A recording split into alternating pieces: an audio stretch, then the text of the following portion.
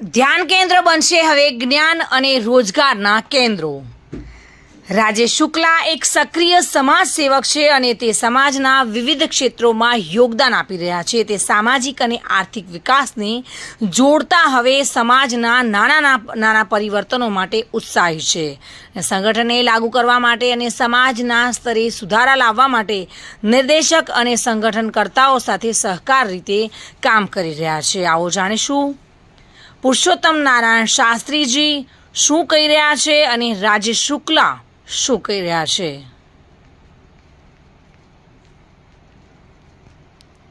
આદરણીય શ્રી રાજેશભાઈ શુક્લાએ અખાડા પરિષદ જે ઓથોરિટી છે તેમની સાથે 6 વર્ષ સુધી સળંગ એક પદાધિકારીઓને મળીને એમને સમજાવીને સમાજની જે વાસ્તવિક પરિસ્થિતિ છે એ પરિસ્થિતિમાં સુધારો લાવવા માટે અને સનાતન ધર્મમાં જે પણ ટુકડાઓ છે એને એક કરવા માટે, જે લોકો વિખૂટા પડી ગયેલા છે, કંઈ જેના ઉપર અન્યાય થતો હોય, એની સાથે ભેદભાવ થતો હોય, કોઈ જ્ઞાતિના કારણે કે બીજા કોઈ કારણે ભેદભાવ થતો હોય તો એનું સંકલન કરવા માટેની જે એક સાહિત્યની એનજીઓની જે ઈચ્છા હતી એમાં અખાડા પરિષદે પછી 6 વર્ષના અંતે અનુમતિ આપી કે હવે આપણે સાથે મળી અને જે સમાજ જે વંચિત છે મહામંડલેશ્વર પદથી એ સમાજને મહામંડલેશ્વર પદની નિયુક્તિ કરીએ। તો એ શરૂઆત ગુજરાતથી કરવી। અખાડા પરિષદના અધ્યક્ષના કહેવા પ્રમાણે આખા ભારતના જેટલા રાજ્યો છે દરેક રાજ્યોમાં જે સમાજને મહામંડલેશ્વર પદ આપવાનું નથી આવતું એ તમામ રાજ્યોમાં તે જ્ઞાતિઓના ધર્માચાર્યોને, તે સંતો મહંતોને મહામંડલેશ્વર પદ આપવું એવું અખાડા પરિષદે હાલના સંજોગોમાં નક્કી કર્યું છે। બહુ ફાયદા હોગા, બહુ ફાયદો થશે આનાથી। તમે 2 વર્ષ, 3 વર્ષ, 5 વર્ષમાં જોજો કે આ જે અભિયાન છે એ જે ક્ષેત્ર કે જે સમાજની અંદર આનો ફાયદો થશે એ આગળનો સમય બતાવશે। પણ અમને એવું લાગે છે અમે જે રીતે જે લોકો બધા સમાજના લોકોને મળ્યા એ લોકોની ફીડબેક લીધી તો એના ઉપરથી એવું લાગે કે એમને જાણે બધો સંતોષ થઈ ગયો હોય અને જે વર્ષો જૂના જે પ્રશ્નો હતા એની નારાજગી રીતે દૂર થતી એવું લાગે છે। એના પરિણામ સારું આવશે। मैं Rajesh Shukla, chief strategist, national intellectual advisor and founding trustee one more chance. हमने ये मिशन 6 साल पहले शुरू किया जब ये देखा कि सनातन में, हिंदू धर्म में छोटी छोटी गैप हैं। लाइक आपके पास वैल्यू बहुत है, आपके गांव में, आपके कस्बों में बहुत ज़्यादा आर्टिस्ट हैं, बहुत ज़्यादा क्राफ्टमैनशिप है, लेकिन आप आपस के डिफरेंस की वजह से उसको यूज नहीं कर पा रहे हैं। उसके बाद हमने अखाड़ा परिषद को अप्रोच किया। अखाड़ा परिषद शंकराचार्य जी ने बनाया सबसे इम्पॉर्टेंट और सबसे पावरफुल परिषद है। 13 अखाड़े हैं जो ये डिसाइड करते हैं कि कौन से मंदिर, कौन से महंत को, कौन से संत को महामंडलेश्वर बनाया जाएगा। 1300 सालों से किसी भी दलित को, किसी भी अनुसूचित जात जनजाति को महामंडलेश्वर नहीं बनाया गया था। महामंडलेश्वर बनाने की प्रक्रिया है कि सारे अखाड़े 13 के 13 अखाड़े इकट्ठा हों, उनके चेयरमैन और सेक्रेटरी इकट्ठा हों, स्टार्ट लिस्ट की जाए और उसके हिसाब से महामंडलेश्वर बनाए जाए।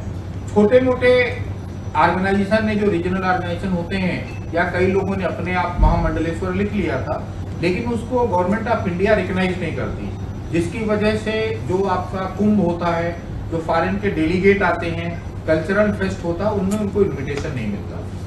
सो हमने स्वामी जी की सहायता से ये काम शुरू किया। गुजरात में, सिंस गुजरात रास्ता दिखा रहा पूरी दुनिया को, पहले गांधी जी के रूप में दिखाया, फिर सरदार पटेल के रूप में दिखाया, अभी भाई नरेंद्र मोदी के रूप में दिखा रहा था, तो हमने गुजरात को सेलेक्ट किया। गुजरात में करीब हमने 4-5 महीने मेहनत किया, 6 महीने। वहाँ से 4 लोग शॉर्ट लिस्ट किए गए।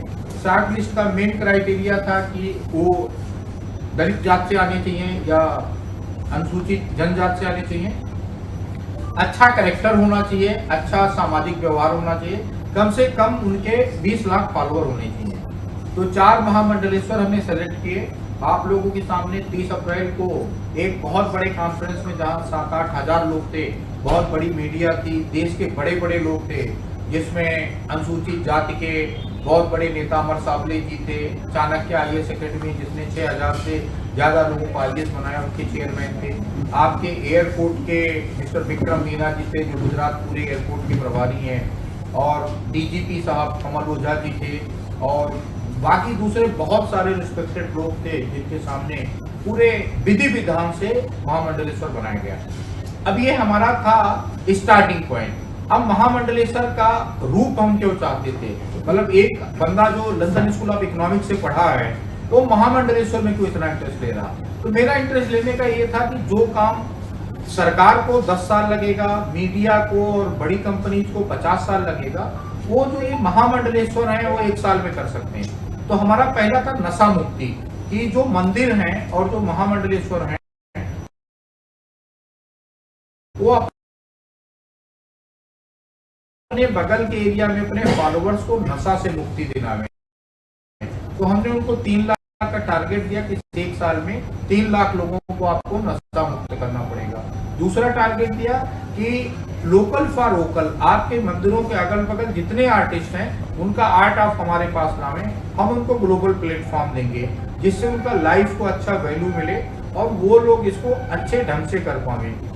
तीसरा हमने उनको बताया सनातन को मजबूत करने के लिए 3 लाख घरों में आप हनुमान जी की मूर्ति और एक हनुमान चालीसा रखिए, जिससे उन मकानों में हनुमान जी नशे के सबसे खिलाफ देवता के रूप में, मतलब जो भी हनुमान जी की पूजा करता है वो नशा से बहुत दूर रहता है। तो हमने एक दिया कि आपका डिसिप्लिन आएगा हनुमान चालीसा पढ़ने से, और हनुमान जी की मूर्ति रखने से आपको बहुत अच्छा नशे के खिलाफ लड़ने का मौका मिलेगा।